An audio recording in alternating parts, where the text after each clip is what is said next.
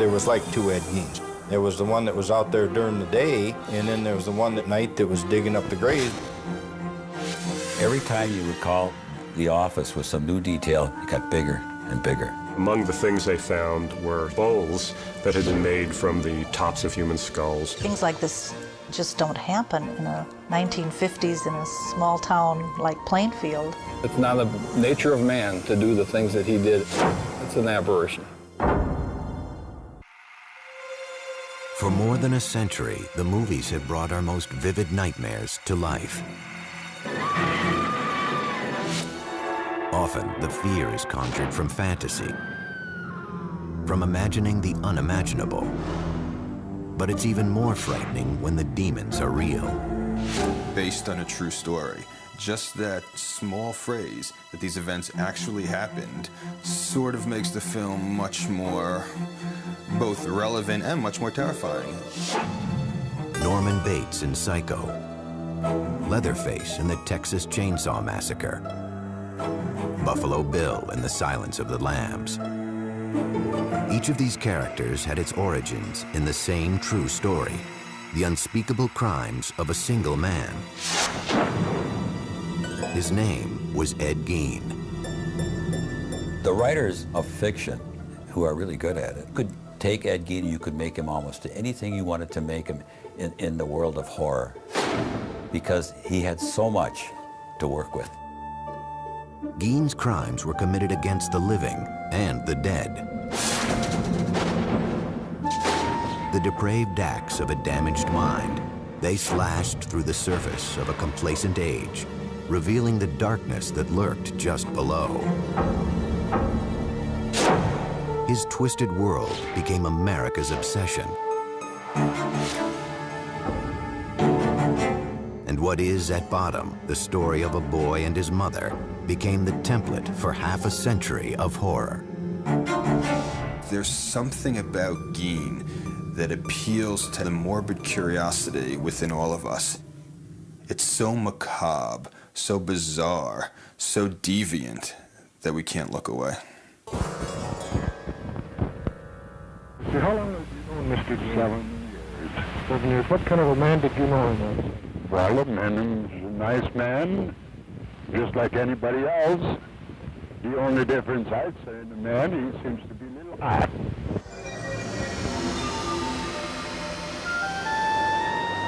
No one ever claimed that Plainfield, Wisconsin was a small-town paradise. In the fall of 1957, it was home to about 700 people, a quiet, hard-working place on the windswept flatlands of central Wisconsin. They had the main hardware store for that area, a food market.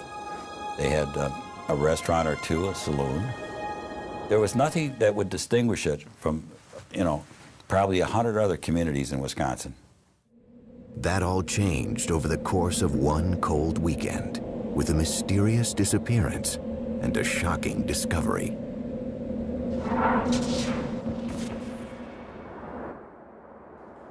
Saturday, November 16th marked the beginning of an annual Wisconsin ritual. Deer season. In Plainfield, the men hunted not for sport, but for food.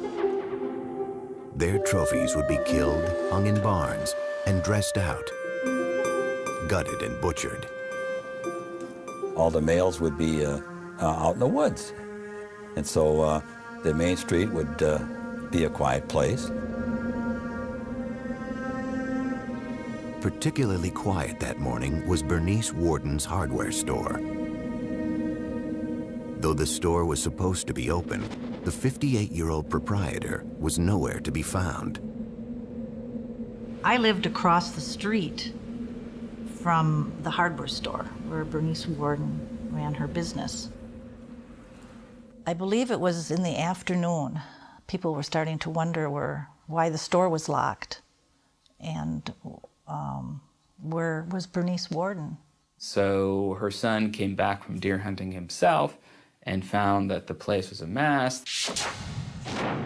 There was blood all over the floor, and they started to investigate what might have possibly happened to her. Interviewed by police, Bernice Worden's son mentioned a frequent customer who'd been in just the day before to check on the price of antifreeze. Ed Gein, a 51-year-old bachelor who lived in an isolated farmhouse outside of town. Everybody had a role to play in this town. And I think that Ed Gein was recognized probably not as the village idiot, but as a village oddball, I would say.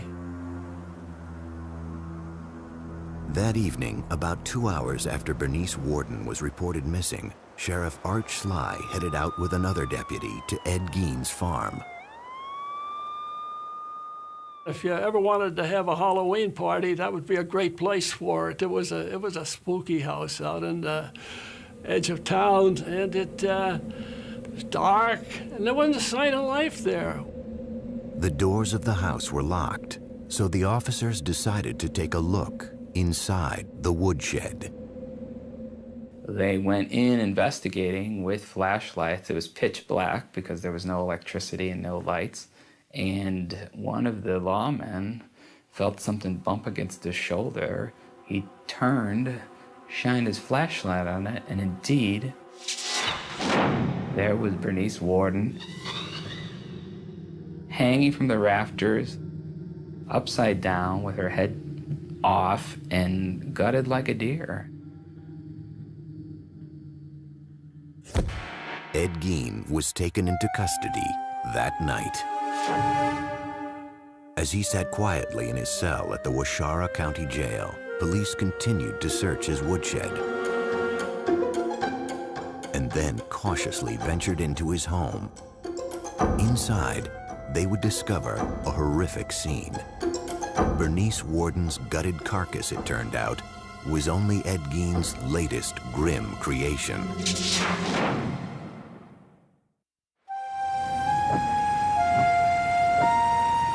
On November 16, 1957, the quiet farming town of Plainfield, Wisconsin, was abuzz with rumors about the murder of one of its residents.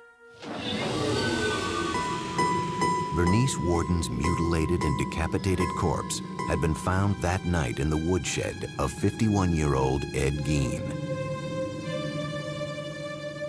With Gein now in custody, police prepared to enter his house for the first time. It was a cold, dark night, and the place had no electricity. The officers had only lanterns and flashlights to illuminate the scene. Well, Gein's entire house was in a state of really unimaginable squalor. It was so completely overwhelmed with the trash of a decade. It was chaos in terms of housekeeping. Well, you don't keep house, the kitchen was a jumble. Everything, there was dirty things here and newspapers laid up here and junk all over the place. But the officers discovered much more than mere filth. In plain sight, scattered throughout the house, was a ghastly array of human remains. Investigators were completely stunned and appalled to discover this incredible collection of human body objects. And among the things they found were bowls that had been made from the tops of human skulls. And then they found what looked like trinkets, but it was like a string of nipples from breasts, all on a string. They found a shade pole that was made from a set of women's lips. And they had found other body parts there. Then you'd go out into what would be like a living room, and they found furniture, a lampshade that was made out of human skin, chairs that were upholstered in human skin. They found face masks.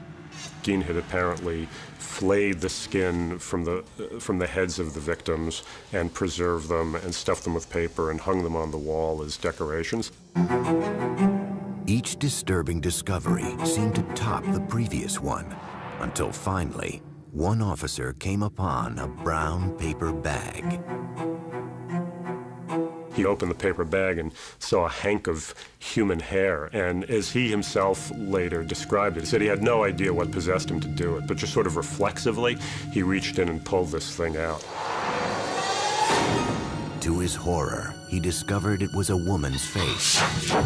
Worse yet, it was someone the cops recognized, a local bar owner named Mary Hogan, who had gone missing 3 years before. For 30 hours, the man apparently responsible for this gruesome spectacle sat in his jail cell, refusing to speak to investigators. Finally, they confronted him with Bernice Worden's corpse. And with that, Ed Gein began to come clean. He was perfectly happy to cooperate with the police. You know, all he asked for was a slice of apple pie with some cheddar cheese on top of it. And according to the investigator, Ed ate the thing, and after that he told them anything they wanted to know. They said, well, what's all these body parts in here, Ed? You know, how many people did you kill? All the dead stuff in his house, they just assumed that it was like murder victims. All told, Gein would confess to only 2 killings, Bernice Worden and Mary Hogan. The rest of his grisly artifacts, he said, were crafted from corpses he had stolen from local cemeteries.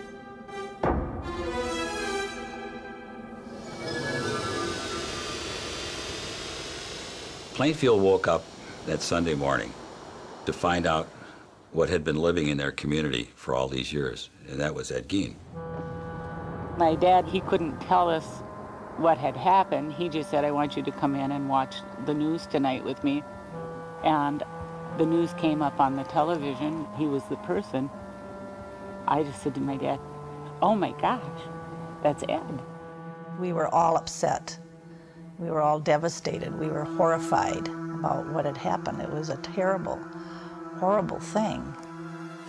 It was just such a complete shock, I guess. It was something that was a little bit difficult to talk about.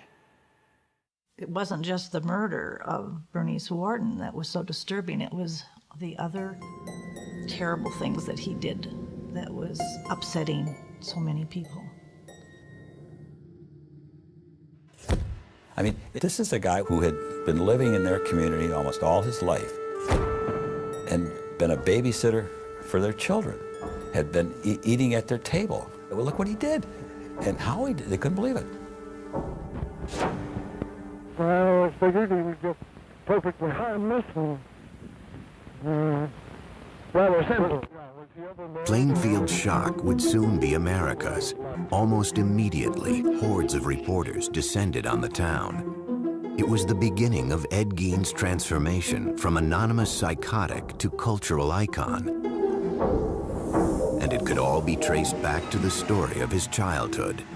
Because in the words of Norman Bates, a boy's best friend is his mother.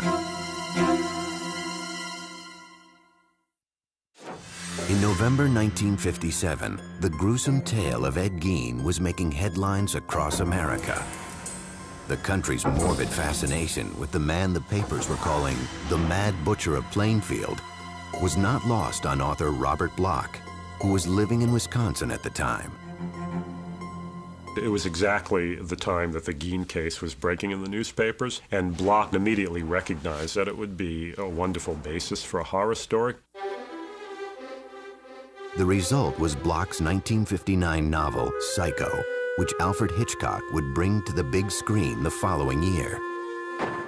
The story of Psycho is the story of Norman Bates, a single, deeply disturbed mama's boy, for lack of a better word, who runs a hotel and murders unsuspecting young women who cause him to have any sexual urges or impulses.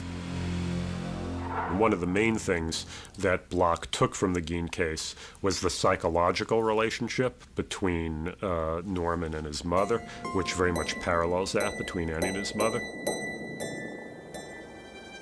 Augusta Gein had been dead 12 years when police entered the house she had once shared with her son. As they worked their way from room to room, searching for clues that might explain what would drive someone to commit such crimes, they came upon a doorway that had been boarded up. And by that time, of course, they had seen so many horrific things, they had no idea what they were going to discover behind the doors of this room. And when they broke it down, what they discovered was that it was a room that was kept in a state of perfect, pristine preservation. And that turned out to be the room of Ed's mother. The bed was made. There was a table, night table. Had a Bible on it. The room was very dusty, musty. The wallpaper was sort of a rose-tinted thing, but it was all kind of discolored. And that was his shrine to his mother. After his arrest, Ed Gein underwent a month-long court-ordered psychological evaluation. It was here that a picture began to emerge of life behind closed doors on the Plainfield farm, and Ed Gein's descent into madness.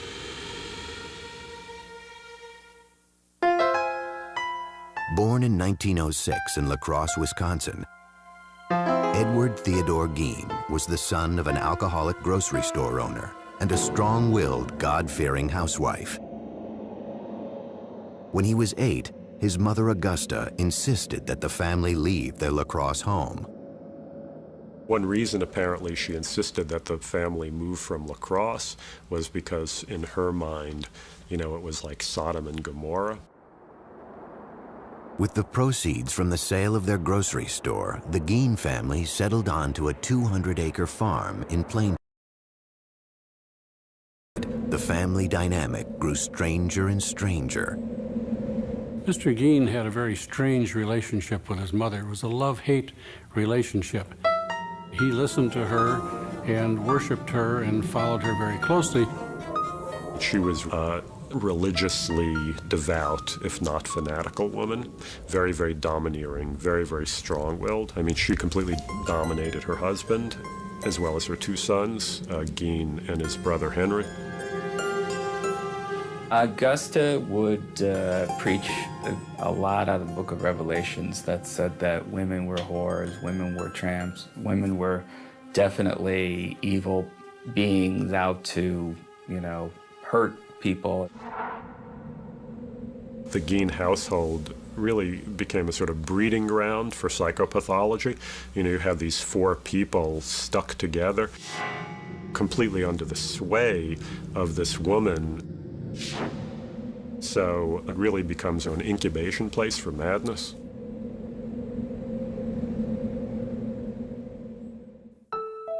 Gein attended school until the age of 14. An unremarkable student, his IQ would later be tested as average. And when he finished school at approximately 7th grade, he just went home then and worked on the farm there. So he did not have contact with the outside world, shall we say, to any extent. In 1940, when Ed was 34, his father died of a heart attack. Now it was just Ed, mother, and older brother Henry. I think Henry was probably a genteel man who worked hard on the farm and tried to please his mother as well. But he wasn't Ed. He had his own ideas of how his life should be led. In May 1944, Henry and Ed found themselves battling a brush fire on their property. According to Ed, the fire got out of control and he lost sight of his brother. He went for the police, and though he told them he didn't know where Henry was, he was able to lead them straight to his brother's dead body. I've heard rumors that there were bruises on Henry's head that weren't ever explained away. But at the time, it was such a big tragedy for the family, it just became, you know, well, they've already been through enough. Ed and Mother were now alone, but their union would be short-lived. Just months after burying her son Henry, Augusta suffered a stroke that left her partially paralyzed. When Mother became ill, had a stroke, and was paralyzed, he cared for her very closely and literally, seemingly worshiped the ground she walked on. Sometime in 1945, Augusta Gein suffered another stroke. She died that December, a devastating blow to her 39-year-old son. His mother had completely undermined his manhood in every way. And at her funeral, he was reacting like a little schoolboy who had just lost his mommy, you know, and just crying hysterically. Everything that he knew in the world seemingly was gone. That was his one link with sanity that was remaining at that point.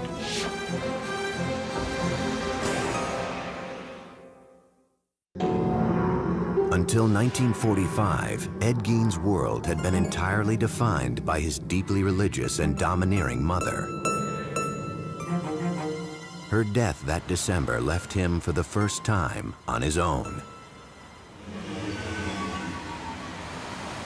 Living alone in an isolated farmhouse outside Plainfield, Wisconsin, the 39-year-old earned money by helping the townspeople with odd jobs or working on threshing crews. From the time I was pretty small, Eddie Gein was always just, you know, part of the crew. From where our farm was, he was about 2.5 miles away is all. And we'd get in the car and go over and see Eddie. We'd pull into his yard, and I can still remember doing that. And Eddie would always come out and talk to us in the yard. So we never was in his house or anything like that. He was not the, you know, the village idiot, that's for sure. The housewives in town, they would trust him, you know. Can you fix this? I got a door that squeaks at, or, you know, can you fix the hinge on my door? Sure, I come over. He was a hard worker. When you paid him $1, you had $1.50 worth of work out of him. I mean, he didn't slack off. He wouldn't screw anything up. I think that everybody treated him, even though he was maybe a little, what you would think, a little different, but Eddie was Eddie. Oftentimes, when the threshing crews broke for lunch, the women would provide them with meals. When you listen now, the women that would talk about it, they felt kind of funny when Ed would look at them. He would give off kind of a funny, it made him uncomfortable the way he would stare at them. Something about his eyes that bothered me.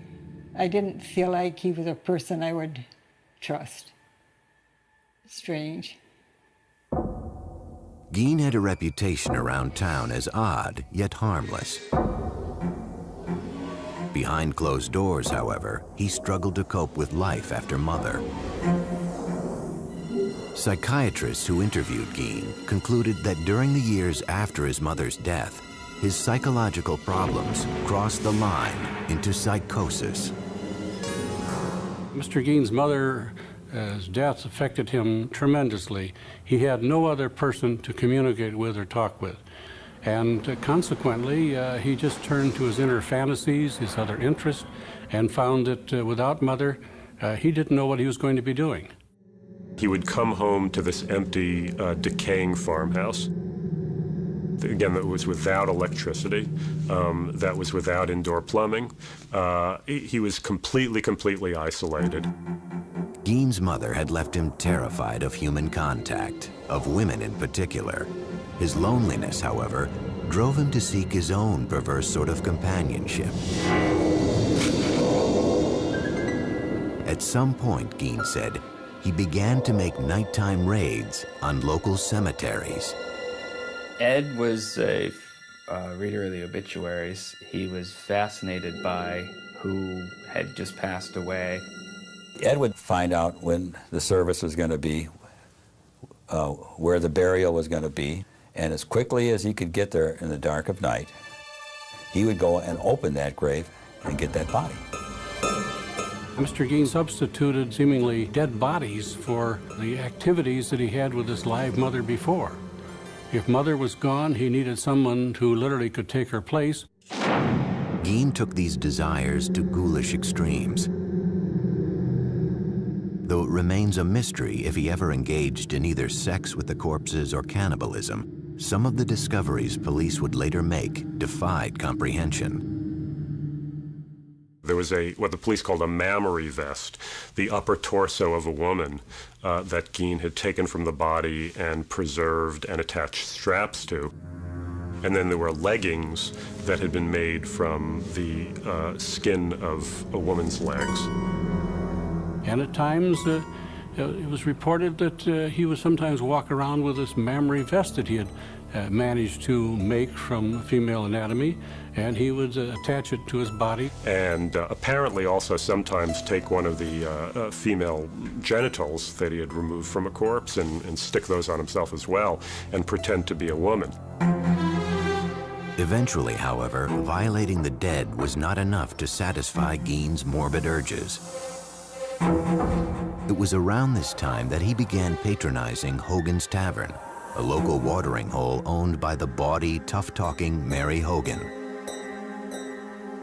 That was one bar that hunters would, after you hunt long all day, you generally stop and have a soda pop.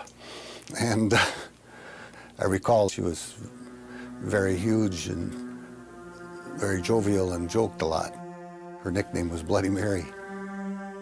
Mary Hogan was indeed a dirty talker. She spoke in profanity like a truck driver or a sailor or whatnot. I think when Ed Gein saw Mary Hogan, he saw some kind of grotesque, dark mirror image of his mother. On the afternoon of December 8th, 1954, a local farmer stopped into Hogan's Tavern to pick up some ice cream for his daughter. He goes into the bar, and he knew immediately that something was wrong. There was blood all over the floor, and there was money on the floor, and he just turned around and beat it out of there. Mary Hogan was nowhere to be found. When Mary Hogan turned up missing, there was talk about, they said they felt she'd been murdered, and she just was missing, and they just could not find her to go to heck for it. Police explored what few leads they had. Ed Gein was never questioned. No one considered him a suspect. It was too far-fetched to imagine that the quiet, hard-working bachelor could possibly be a killer. I can still remember, somebody said, well, I wonder where Mary Hogan is. Well, he said, she's over by my place. He said, I got her over there. And everybody said, ah, yeah, Eddie, you got her. Yeah, we know Eddie, yeah. As the leads petered out, it started to look like Mary Hogan's disappearance would remain unsolved. Until the night of November 16th, 1957, when police found her face in a paper bag in Ed Gein's kitchen. Maybe he felt he wanted to incorporate her into his home, and this was his way of bringing home a bride. But he brought her home as a corpse.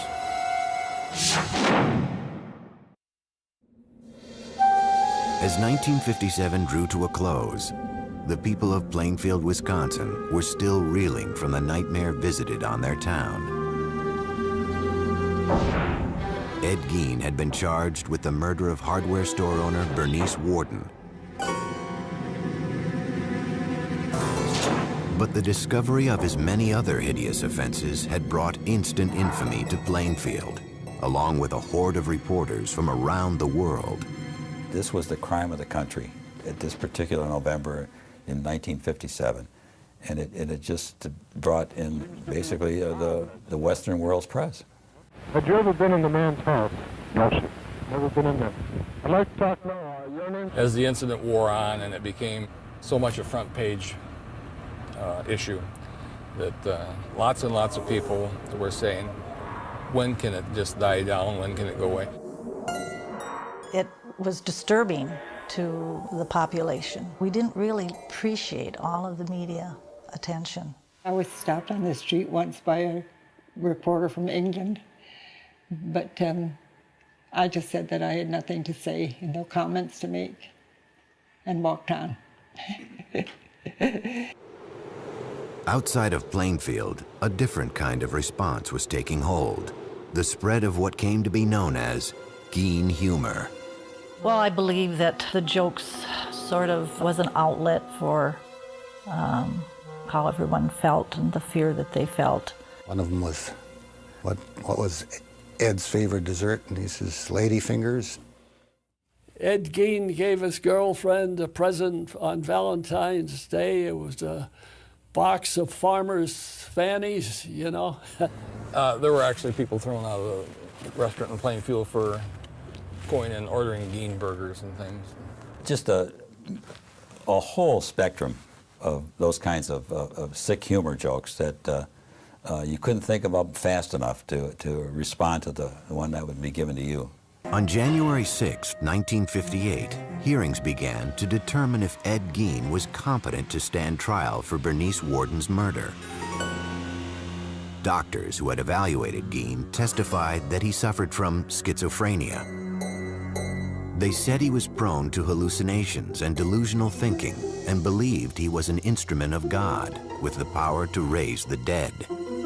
You know, he'll talk about the most incredible, extraordinary horrors that are totally inconceivable to any normal person, but he does it in the tone as though he's talking about going to the grocery, you know, to buy his provisions for the week. In the end, the doctors said it all came back to Mother.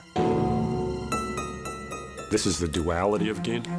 You know, part of it was a desire to have the physical presence of his mother back with him in that home, whereas obviously another part of the motivation had to do with desecrating the corpse.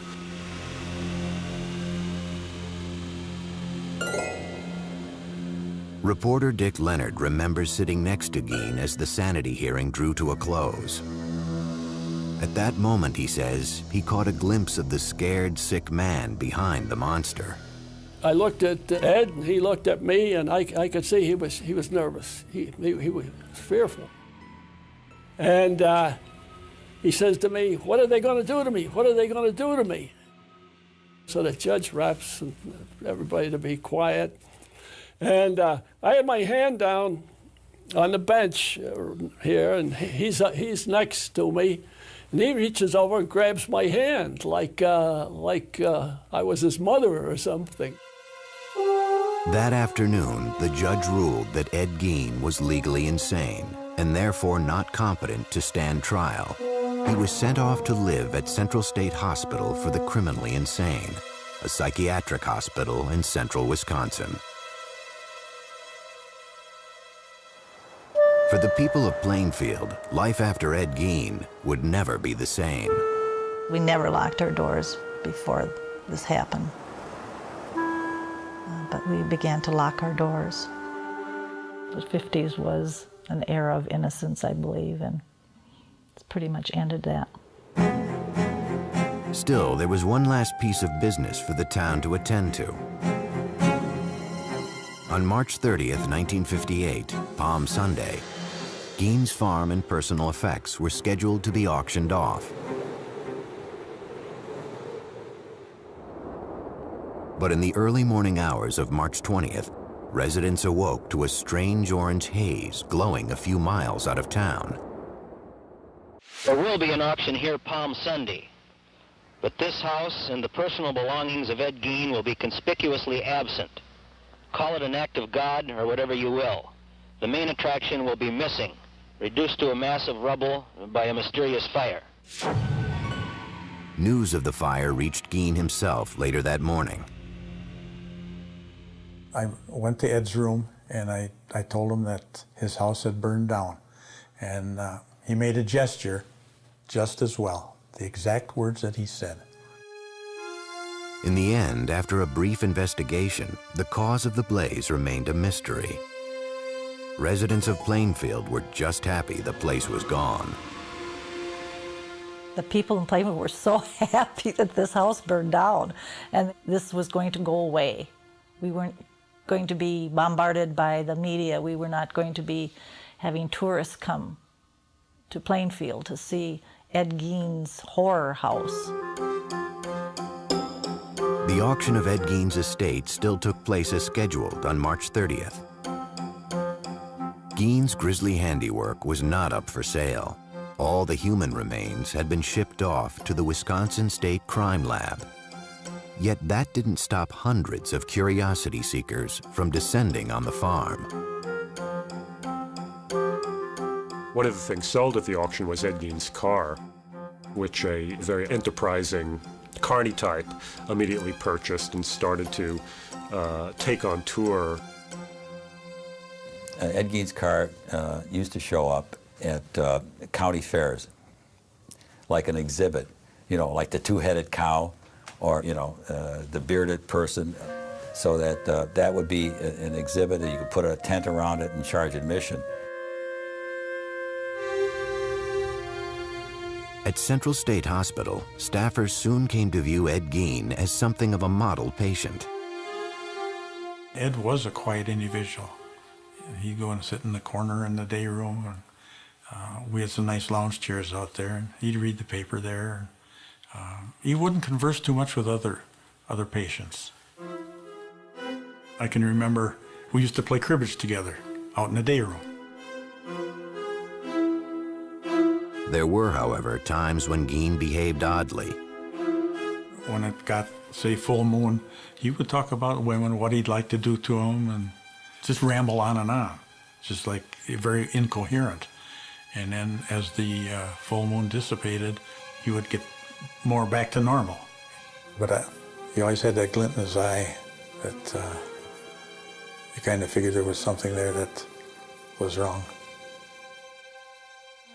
In 1968, Gein's doctors wrote a letter to the court stating that Gein was now competent to stand trial for the murder of Bernice Worden. When he walked into the courtroom, there was dead silence. It was just, I mean, you could hear a pin drop. And then he walked in and he stopped a little bit and he bowed his head to the audience. After a 9-day trial, the judge found him guilty. The 62-year-old was sent back to Central State to live out the rest of his days. In time, Ed Gein's macabre fame would fade, yet his twisted saga would never lose its capacity to shock or its power to provoke our deepest fears.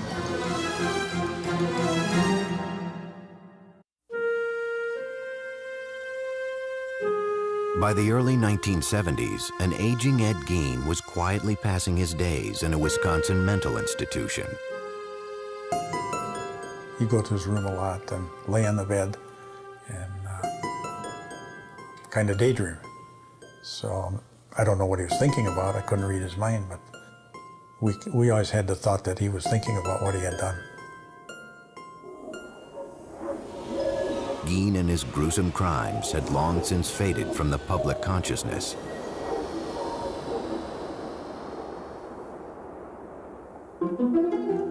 Yet the story of the so-called Mad Butcher of Plainfield had firmly taken root in the darkest reaches of the American psyche.